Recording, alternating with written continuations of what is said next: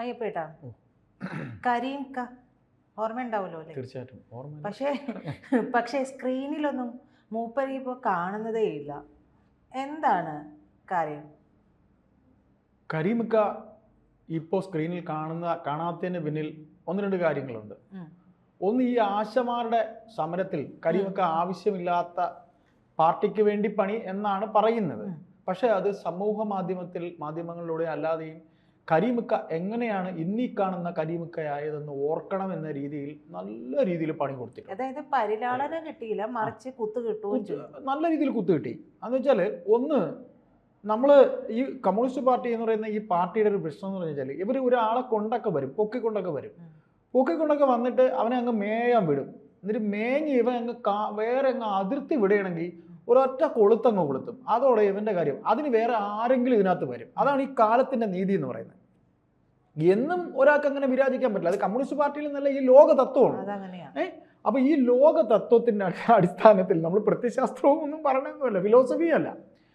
കാലങ്ങളായി ഈ കരീം എന്ന് പറയുന്ന വ്യക്തിയെ സംബന്ധിച്ച് ഒരു ന്യൂനപക്ഷ മുഖം ആയതുകൊണ്ട് ഇങ്ങനെ ഇവരെടുത്ത് പൊക്കി വെച്ചിരുന്നു, ഇവരിങ്ങനെ ഇതുവരെ കൊണ്ടുവന്നു. ഇപ്പോൾ കോഴിക്കോട് രാഷ്ട്രീയത്തിൽ മുഹമ്മദ് റിയാസ് എന്ന ചെറുപ്പക്കാരൻ്റെ ഒരു ബുദ്ധി, അത് നമ്മളെ പൊതുമരാമത്ത് മന്ത്രി, മുഖ്യമന്ത്രി പിണറായി വിജയന്റെ മരുമകൻ, ചുമ്മയല്ല അദ്ദേഹം ഇപ്പോൾ പൊതുമരാമത്ത് മന്ത്രി വരെ എത്തിയത്. അതിനുള്ള രാഷ്ട്രീയ ബുദ്ധി ഈ പറയുന്ന റിയാസിന് ഉണ്ട് എന്നുള്ളതിന്റെ തെളിവാണ്. രാഷ്ട്രീയത്തിൽ ഇറങ്ങുമ്പോൾ അത്തരം രാഷ്ട്രീയ ബുദ്ധി ഇല്ലെന്നുണ്ടെങ്കിൽ എം സ്വരാജിന്റെ ഗതികേടായി പോകും. എം സ്വരാജിക്ക് ഇപ്പൊ ഗതികെട്ട് നിൽക്കുക, ചിലപ്പോൾ നിലമ്പൂർ എടുത്തിട്ട് പൊട്ടിക്കാനും സാധ്യതയുണ്ട്. അപ്പോൾ അതോട് തീരും. നനഞ്ഞ പടക്കമാണിപ്പോ. ക്യാപിറ്റൽ പണിഷ്മെന്റ് ഒക്കെ പറഞ്ഞ ഓർമ്മയുണ്ടല്ലോ. അപ്പൊ ചുരുക്കത്തിൽ റിയാസ് ഇപ്പോ ഇതിനകത്ത് കളിച്ചിരിക്കുന്ന ഒരു കളി എന്ന് വെച്ചാൽ, മതി കരീമൊക്കെ നിങ്ങൾ കളിച്ചത്. ഇപ്പൊ നമുക്കൊരു ശത്രുവിനെ, പൊതുവിൽ ഒരു ശത്രു ഉണ്ടെങ്കിൽ, പ്രത്യക്ഷത്തിൽ അല്ലെങ്കിൽ ഡയറക്റ്റായിട്ടൊരു ശത്രു ഉണ്ടെങ്കിൽ ആ ശത്രുവായിട്ട് നമ്മളൊരു ബന്ധം അങ്ങ് സ്ഥാപിക്കും. എന്നിട്ട് നമ്മളെ രണ്ടുപേരുടെയും ഒറ്റ ശത്രു അവനെ അങ്ങ് തീർക്കണം. ഇതായിരിക്കും പ്ലാൻ. ഇത്തരത്തിൽ ഒരു ശത്രുവിനെ കൂട്ടുപിടിച്ചുകൊണ്ട് മറ്റൊരു ശത്രുവിനെ വെട്ടുന്ന ഒരു പടി ഇവിടെ നടന്നിട്ടുണ്ട്. അതായത് ശത്രുവിന്റെ ശത്രു മിത്രം. അപ്പൊ തീർച്ചയായിട്ടും അത്തരത്തിൽ ഈ പറയുന്ന രീതിയിൽ റിയാസ് കൂട്ടുപിടിച്ചിരിക്കുന്നത് ഈ പ്രദീപിനെയാണ്. അവർ തമ്മിൽ ഒരു ചെറിയ നീക്കുപോക്ക് ഉണ്ടാക്കിയിട്ടുണ്ട്. അത് പ്രദീപിനും അറിയാം. ഞാൻ പറയുന്നത് ഇപ്പോഴത്തെ പ്രൈവറ്റ് സെക്രട്ടറി ആയി വെച്ചിരിക്കുന്ന പ്രദീപിന്റെ കാര്യം, പ്രദീപ് കുമാർ. അപ്പൊ പ്രദീപ് കുമാറിനെ കൊണ്ടുവരുന്നതിലൂടെ കരീംക്കയെ മാറ്റി റിയാസ് വെക്കുന്നു. മതി കരീംക്കയുടെ ഗെയിം. ആരും രാജ്യസഭ എം പി ആക്കി, മന്ത്രിയാക്കി, ഇനി ചെയ്യാവുന്ന എല്ലാം ചെയ്തു. അപ്പൊ ഇനി ഒരിടത്ത് ഇരുന്നോ? അപ്പൊ ഇനിയിപ്പോ മറ്റേ CA2-ന്റെ അഖിലേന്ത്യാ നേതാവൊക്കെ അല്ലേ? എന്ത് തെറ്റ്? ഒരു തെറ്റുമില്ല. അങ്ങനെ പ്രദീപിനെ കൊണ്ടുവരുന്നു. കോഴിക്കോട് രാഷ്ട്രീയത്തിനകത്ത് ബഹുമാനപ്പെട്ട പ്രേക്ഷകർ, ഇത് നമ്മൾ കഴിഞ്ഞ ദിവസം ഈ വിഷയം പറഞ്ഞപ്പോൾ നമുക്ക് പറയാനൊരു സുഖം, ഞങ്ങൾക്കിവിടെ ഇത് കേൾക്കണം താല്പര്യമില്ല എന്നൊക്കെ പറഞ്ഞു. നമുക്കിവിടെ പറയേണ്ടി വരുന്ന ഒരു സംഗതി, സാധാരണക്കാരായിട്ടുള്ള ആശാവർക്കർമാരെ സമരത്തെ താറടിച്ച കരീം എന്ന് പറയുന്ന വ്യക്തിയെ നമുക്ക് ഈ കേരള സമൂഹത്തിന് അങ്ങനെ മറക്കാൻ കഴിയില്ല. ആശാവർക്കർമാരുടെ സമരം എത്ര ദിവസമായി? ഏതാണ്ട് 200 ദിവസവും 300 ദിവസവും കൊണ്ടായിട്ടുണ്ട്. എല്ലാവരും, സമൂഹ മാധ്യമങ്ങളെല്ലാം അവരെ മറന്നു, മെയിൻ സ്ട്രീം മാധ്യമങ്ങളും മറന്നു. ഇപ്പൊ ആരും മയക്കം കൊണ്ട് അവരുടെ അടുത്തേക്ക് ആരും പോകുന്നില്ല. കാര്യം അവർക്കും ഒരു വാണിജ്യ താല്പര്യമാണ് അവർ നോക്കിക്കൊണ്ടിരിക്കുന്നത്. ഏതായാലും കരീം എന്ന നേതാവിനെ ഒതുക്കുന്നതിന്റെ ആദ്യഘട്ടം കാര്യം കഴിഞ്ഞ കുറേ നാളുകളായി കോഴിക്കോട് CPM-നകത്ത് പിന്നെ നല്ലൊരു കളി നടക്കുന്നുണ്ട്. ഈ മോഹനൻ, TP രാമകൃഷ്ണൻ, ഇവരെ ഈ ഒരു ഗ്രൂപ്പ്, ഉണ്ട്. അതായത് ഈ മോഹനൻ മാസ്റ്റർ കാര്യം പറഞ്ഞപ്പോഴാണ്, മോഹനൻ മാസ്റ്റർ മിക്സ് 7 എന്ന് പറയുന്ന കൂട്ടായ്മ അത് വന്നപ്പോ നല്ല കാര്യമായ ഒരു കമന്റ് പറഞ്ഞിരുന്നു. ആ കമന്റ് പറഞ്ഞ് പിറ്റേ ദിവസം തന്നെ പാർട്ടിയിൽ നിന്ന് അറിയിപ്പ് കിട്ടും, മോഹന വേണ്ട നിർത്തിക്കോ എന്ന് പറഞ്ഞ്. പിന്നെ അപ്പൊ തന്നെ തീർച്ചയായിട്ടും പറഞ്ഞു. എന്തായാലും ഇത്തരത്തിൽ സ്ഥാനത്തും അസ്ഥാനത്തും കളിച്ച കുറെ ഗെയിമുകൾ മോഹനുണ്ട്. ഈ TP രാമകൃഷ്ണൻ എന്ന് പറയുന്ന ആളിന് ഇനി ഇതിൽ കൂടുതൽ ഒന്നുമില്ല. ഈ പിണറായിയെ സംബന്ധിച്ച് ആരൊക്കെ എന്തൊക്കെ പറഞ്ഞാലും ഇപ്പൊ പ്രദീപ് കുമാറിനെ കൊണ്ടുവച്ചല്ലോ, അതിനകത്തൊരു ഒരു സത്യം കൂടെ ഒളിച്ചിരിപ്പുണ്ട്. VS അച്യുതാനന്ദൻ എന്ന നേതാവ് നിശബ്ദനാണെങ്കിലും അദ്ദേഹത്തിനൊപ്പം നിന്ന പ്രദീപ് കുമാർ എന്ന കോഴിക്കോടുള്ള ജനകീയനായ മുഖത്തിനെ കൊണ്ടുവരുന്നതിൽ അങ്ങനെ ഒരു രാഷ്ട്രീയം കൂടെ ഉണ്ട്. നമ്മൾ വിഷയം മാറി പോകുന്നതല്ല, കരീമിലാണ് തുടങ്ങിയെങ്കിലും. അപ്പോൾ അദ്ദേഹത്തിനെ കൊണ്ടുവെക്കുമ്പോൾ പിണറായി വിജയൻ അറിയാം ഇപ്പോൾ ഇതുവരെ ഉണ്ടായിരുന്ന എല്ലാ ഇമേജും കോഴിക്കോട് ഒരു ചെറിയ മുമ്പടി അതിനു വേണ്ടിയാണ്. അപ്പോൾ എന്തായാലും പിണറായിക്ക് VS-നെ അംഗീകരിക്കേണ്ടി വന്നു. VS-ന്റെ ഒപ്പം നിന്ന പ്രദീപ് കുമാറിനെ കൊണ്ടുവരുമ്പോൾ അതൊരു നീക്കമാണ്. ആരുടെ? മുഖ്യമന്ത്രി പിണറായി വിജയൻ്റെ ഒരു നീക്കമാണ്. അപ്പോൾ എന്തായാലും അതിൻ്റെ ഒരു സീക്രസി പിണറായി വിജയൻ കാത്തു സൂക്ഷിച്ചു. അതായത് കമ്മ്യൂണിസ്റ്റുകാരുടെ ഒരു കമ്മ്യൂണിസ്റ്റുകാരെല്ലാം അങ്ങനെ വെട്ടിത്തുറന്ന് പറയാറില്ലെന്നൊക്കെയാണ് പറയുന്നത്. പാർട്ടിക്കകത്ത് അങ്ങനെയുള്ളൊരു സീക്രസി കീപ്പ് ചെയ്യുന്നതിൽ പിണറായി വിജയൻ വിജയിച്ചു. എന്നാൽ പറയാൻ വെളി വരാത്തതൊക്കെ കൂടുതൽ ചോർത്തി കൊടുത്ത ഒരുപാട് മഹാന്മാരുണ്ട്. അപ്പോൾ ഇതിൽ ശശിയുടെ ഒരു ബുദ്ധിയുണ്ടെന്ന് പറയുന്നുണ്ട്. എന്തായാലും ഇപ്പം ഞാൻ പറയട്ടെ, നിങ്ങൾക്ക് അപ്രമാദിത്വമുള്ളൊരു ഓഫീസ്, അവിടേക്ക് അയ്യപ്പദാസ് എന്ന വ്യക്തിയെ കൊണ്ടുവരണം എന്നുണ്ടെങ്കിൽ നിങ്ങളുടെ സ്ഥാനത്തിന് കോട്ടം തെറ്റുന്ന രീതിയിൽ അയ്യപ്പദാസിനെ എന്തായാലും കൊണ്ടുവരത്തില്ല.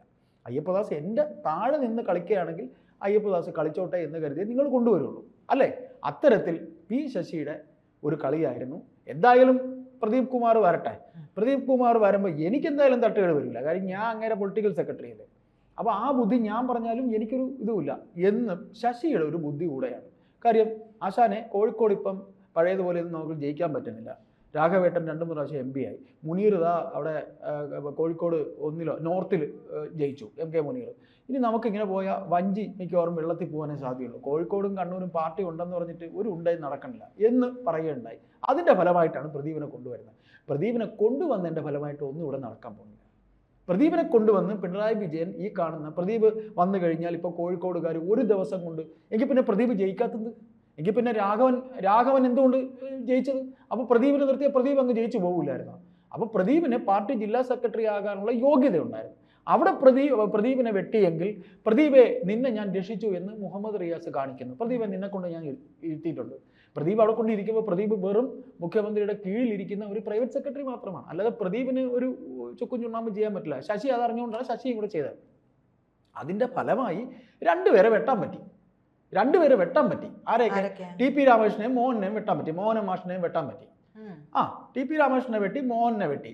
പിന്നെ ഈ പറയുന്ന പോലെ റിയാസിന് ഒരു ചെറിയ ടൈപ്പ് പ്രദീപുമായിട്ട്. പ്രദീപിനെ കൊണ്ട് മുതലാക്കണമല്ലോ. ഇപ്പം ആർക്കെങ്കിലും എന്തെങ്കിലും ഒരു ഉപകാരമില്ലാതെ ആരെങ്കിലും വേറെ പിറകെ പോകും. എന്ത് ഭ്രാന്തുണ്ടോ റിയാസിന്? റിയാസ് അങ്ങനെ ഒരു കളി കളിച്ചു. അപ്പം നമ്മൾ കഴിഞ്ഞ ദിവസങ്ങളിൽ സംസാരിച്ചപ്പോൾ റിയാസിനെ മാറ്റും എന്നൊരു വർത്തമാനം പറഞ്ഞു. മാറ്റിയാലും റിയാസിന് നഷ്ടപ്പെടാവുന്നില്ല. റിയാസിന് അറിയാം തനിക്ക് ഇങ്ങനെയുള്ള ബുദ്ധികൾ ഉള്ളത് കൊണ്ട് തന്നെയാണ് തന്നെ മരുമകനായി പിണറായി വിജയൻ കൂടെ കൂട്ടിയത്. അല്ലാതെ പിണറായി വിജയനും വീണാ വിജയനും ഒന്നും ചുമ്മയൊന്നും റിയാസ് എന്ന് പറയുന്ന ഒരു നേതാവിനെയൊന്നും ഒരു യോഗ്യത വേണമല്ലോ കുടുംബത്തിൽ കയറ്റാനായിട്ട്. ആ യോഗ്യത, ആ രാഷ്ട്രീയ ബുദ്ധി റിയാസിനുണ്ട്. ആ രാഷ്ട്രീയ ബുദ്ധിയാണ് ഈ കളിച്ചിരിക്കുന്ന കരീമിക്ക. നിങ്ങൾ മാറിക്കൊള്ളി, നിങ്ങളുടെ ഈ പറയുന്ന കളിയൊന്നും ഇനി നടക്കില്ല. അങ്ങനെ കരീമിക്കയെയും പിന്നെ ഈ പറയുന്ന മോഹൻ മാഷിനെയും ഈ പിന്നെ TP രാമകൃഷ്ണനെയും പതിയെ സൈഡ് ലൈൻ ചെയ്യുന്നതിൻ്റെ ഭാഗമാണ്. കാര്യം ഇനി TP രാമകൃഷ്ണന് ഒരു റോളും ചെയ്യാനില്ല. TP രാമകൃഷ്ണനെ എന്തുകൊണ്ട് കഴിഞ്ഞ മന്ത്രിസഭയിൽ മന്ത്രിയാക്കി? എന്താ കാരണം? പിണറായി വിജയൻ എന്ന മുഖ്യമന്ത്രി കഴിഞ്ഞ 15 കൊല്ലം അദ്ദേഹം പാർട്ടി സെക്രട്ടറി ആയിരുന്നാണ്. പാർട്ടി സെക്രട്ടറിയുടെ മേലെങ്കിൽ അദ്ദേഹം ഇതുവരെ പോയിട്ടില്ല എന്ന് ചോദിച്ചാൽ ഇപ്പോഴെങ്ങാണ്ടൊന്നും മാറിയിട്ടേ ഉള്ളൂ. 15 കൊല്ലം ഒരേ റോൾ കളിക്കുമ്പോൾ അതിൻ്റെ ചില ജസ്റ്റുകൾ പരകായ പ്രവേശം പെട്ടെന്ന് മാറാൻ പറ്റില്ല. അതിന് അദ്ദേഹത്തിൻ്റെ കൂടെ നിന്ന ആൾക്കാരാണ് ഈ TP രാമകൃഷ്ണൻ, വാസവൻ, സജി ചെറിയാൻ. കോഴിക്കോട് അല്ല, നിങ്ങൾക്ക് കോട്ടയത്തെ സമ്മേളനം ഓർമ്മയില്ല, കുടിച്ച് കൂത്താടി ഓരോരുത്തർ കിടന്ന് ബേളം ഉണ്ടാക്കിയപ്പോൾ പിണറായി വിജയൻ പറഞ്ഞ ഇത് പാർട്ടി സമ്മേളനമാണ്, മര്യാദയ്ക്കൊക്കെ ഇരുന്നോണം, നിനക്ക് ചുരുട്ടി മൂലേ എറിയും എന്ന് പറയാനുള്ള ഒരു പവർ പിണറായിക്കുണ്ടായി. അതാണ് പിണറായി. നമ്മൾ ഈ പിണറായിയുടെ ഇത്രയും ശത്രുത ഉണ്ടെങ്കിലും ശത്രുക്കൾ പോലും അംഗീകരിക്കുന്ന ഒരു കുടില ബുദ്ധി, ഒരു രാഷ്ട്രീയ ബുദ്ധി അദ്ദേഹത്തിനുണ്ട്. ആ രാഷ്ട്രീയ ബുദ്ധിയുടെ ഫലമാണ് ഈ കാണുന്ന പ്രദീപിനെ കൊണ്ടുവച്ചിരിക്കുന്നത്. പ്രദീപ് വന്നെന്നും പറഞ്ഞുകൊണ്ട് കോഴിക്കോട് ആൾക്കാരൊന്നും മാറാനൊന്നും പോകുന്നില്ല. അതിങ്ങനെ അദ്ദേഹം ഇംപ്ലിമെന്റ് ചെയ്തത് വഴിയും ഈ പറഞ്ഞ രീതിയിൽ ഈ 3 പേരെ വെട്ടി. കരീം എന്ന് പറയുന്ന കരീംകയെ നൈസ തേച്ചെന്ന് പറഞ്ഞാൽ ഇപ്പോൾ പാർട്ടി സെക്രട്ടറി ആക്കിയിരിക്കുന്ന പിന്നെ മെഹബൂബാണെന്നാണ് ജില്ലാ സെക്രട്ടറി. അതെ, കോഴിക്കോട് ജില്ലാ സെക്രട്ടറി. പിന്നെ വയനാട് ഒരു DYFIക്കാരനെ കൊണ്ടുവച്ചു. അങ്ങനെ ഇത്തരത്തിൽ പലനാൾ ഇങ്ങനെ വിലസിയ കരീമിനെ തുടങ്ങി, TP രാമകൃഷ്ണനെ തുടങ്ങി, ഈ പിന്നെ മോഹന മാഷിനെ തുടങ്ങി കുറച്ച് ആൾക്കാരെ സൈഡ് ലൈൻ ചെയ്യാൻ പിണറായി എന്ന രാഷ്ട്രീയക്കാരൻ കളിക്കുന്നതിൻ്റെ ഭാഗമാണ് ഈ കണ്ടിരിക്കുന്ന മാറ്റം. റിയാസാണ് ഇതിൻ്റെ ചുക്കാൻ. റിയാസ് എന്ന യുവ നേതാവ് തൽക്കാലം അവർ തമ്മിൽ ഒരു പ്രദീപുമായി ഒരു നീക്കുപോക്ക്, ടൈപ്പ്. ആ ടൈപ്പിലൂടെ ഭരണം കിട്ടണമെങ്കിൽ കിട്ടിക്കോട്ടെ. ഒരു കൊല്ലമല്ലേ VS ഓർത്തോളൂ, ആവശ്യം വന്നപ്പോഴല്ലേ VS ഓർത്തോളൂ, അല്ലേ? അതാണ് പിണറായി, അതാണ് ഇവിടുത്തെ കേരളത്തിലെ CPM.